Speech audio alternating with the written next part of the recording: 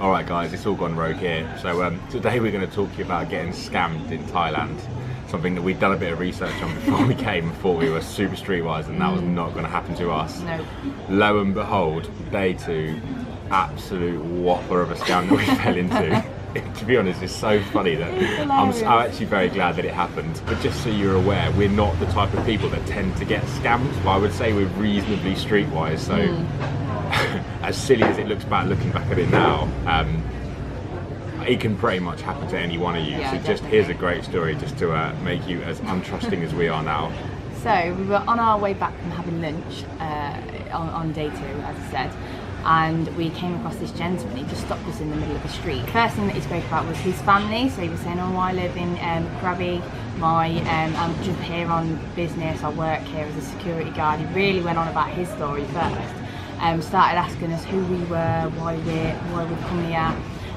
What we're doing, sort of about our travels, saying we shouldn't go to Phuket, we should just visit some of the other islands down the south, because Phuket's a bit touristy, and Bangkok wasn't too great to stay in for very long. Yeah, he gave us a lot of good advice, to be honest. Gave us a good old spiel. Yeah, we thought, I couldn't believe our luck for coming across it's just all a this nice advice bloke from a local as well. And so then he started asking us where we'd been already, basically, and then he started naming places that we hadn't been to and that we do actually need to go to. So the next thing he says though is that it's a national holiday at the moment, so we're lucky because some places that aren't normally open are open now. And actually, funny enough, that day was actually a national holiday for children, so there were loads and loads of street parties going on with tons and tons of kids. Yeah, we'd already seen this before we'd met him as well. We'd seen those parties before, so it did sound legit. He said that we needed to go to these places, and he was saying that we need to flag down the tuk-tuk driver, basically. He pointed out one tuk-tuk driver first, who was Chinese, and he said, oh no, not that one. You can only get it from Thai people. So we were like, oh, okay. Next thing you know, this tuk-tuk driver pulls up and flags one down straight away. And he says, oh, take these people to the Grand Palace, Black Buddha, and the Thai factory. And the Thai factory is where they make suits, basically. So we were like, oh yeah, go for it. We'll go to these places. He was making out like the Black Buddha temple that we were going to. It only gets open for like 1 day a week, for 1 day a year for tourism or something. So we were like, oh, sounds wicked. That would be something really cultural that we can do, because we're not really big fans of temples and museums. Day 2, weren't it? Yeah, as well, exactly. So. Turn up at this temple, and we were like, oh my gosh, we're going to get the most amazing cultural experience. Walked around. He made us walk around this thing 3 times to say we get good luck if you walk around it. I'd like to think that was true. Yeah, I'd like to think it was true. Otherwise, a few people would have probably been laughing at us. But we saw other people doing it as well, so maybe that bit was true. This guy that looked like he was just walking through sort of came up to us and he was like, oh, how do you guys know about this place? And we were like, oh, what do you mean? He's like, oh, do you live here or something? Tourists only allowed to come here 1 or 2 days a year. And at this point, we were literally like, oh my gosh. Well, I literally said to the man, I was like, I can't believe how lucky we are to have found this place.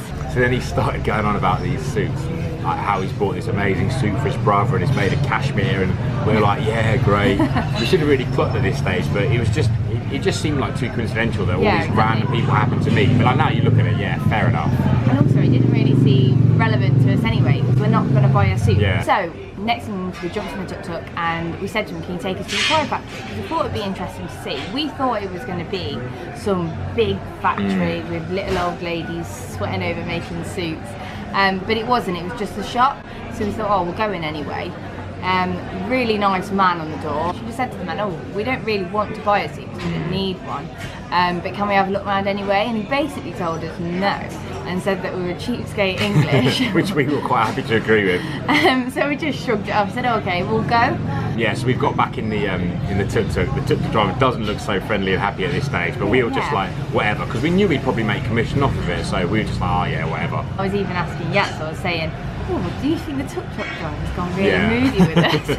And we were like, what's wrong with him now? So then he's taken us to this Gold Buddha place, which is great. We walked around. Again, we're not really big temple and museum type people, so after half an hour we've come back. We asked like what's good to do, because we weren't really overly keen on going to like the palace and another temple, so we were like, what's cool to do? And he went, oh, why don't you do this boat tour? So we kind of were like, then because we couldn't think of anything else to do, we were like, oh yeah, do you know what, let's just do that. Got back on the tuk-tuk and went to this boat place, got off, and the guy was like, oh, it's like 1,000 baht each. So we were like, oh. And just probably because we're jet lagged and not had a lot of sleep and stuff, we tried in our conversion brains, we'd worked out to be a tenner each. Got on this, started driving around. What a load of rubbish. All it was is a load of old houses and building works that had fallen down basically, and there was meant to be a fish farm and like a couple of monuments and stuff on the way, but we were thinking the whole way like, we don't know what is going on. So we actually saw nothing. I'm about 95% sure what they'd done is they'd flagged down a water taxi, Yeah. because he paid this woman the money, who then got on the water taxi or got on this boat tour. Next thing you know, this woman's got off. 15 minutes later, we're getting dropped off in the middle of nowhere outside Wat Ho. Yeah, and the funny thing was we had to pay to get off the boat that we'd just paid to get on. We'd realised on the boat that we actually paid £22 each to get on this boat. So we were already thinking, oh no, at this point. But then this woman was sitting there and she said, oh, you've got to pay 30 baht to get off each. So we had to pay her to get off, and literally feeling like we were about to pay 30 baht to breathe at this point. We were dropped off at Wat Ho, went there and it was shut, so we couldn't even go in. Started flagging tuk-tuk drivers, insisting that because it's a national holiday, we had to pay 60 baht. And lo and behold, every single one of them was like, no, no. And the funny thing was, we were even looking for Thai ones instead of Chinese. Yeah, we were making the right pair of clowns out of ourselves.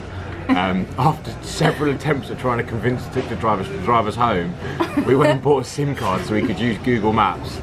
Google Mapped our way back, took us 40 minutes. The funny thing is, that evening we met a couple and we were trying to convince them that because it's a national holiday, they can get 30% off their suits and that they can get free tuk-tuks for the rest of the week or for 60 baht. They thought it was amazing like us though, So yeah, like what a pair of lemons. We got back to the hotel room and I was Googling the place that we'd gone to, trying to find out what this national holiday was. I finally stumbled across a blog, read about the national holiday scam, and we were like, oh! Literally told us everything that we'd done that day and what they'd tried to say to you. But it was amazing, like it was a 3 or 4 man scam. Like, I know. And they do it so well, it's so convincing. Like, And yeah, they convince you at every stage of it as well. So there was the first man, then the tuk-tuk driver, then the man at the temple.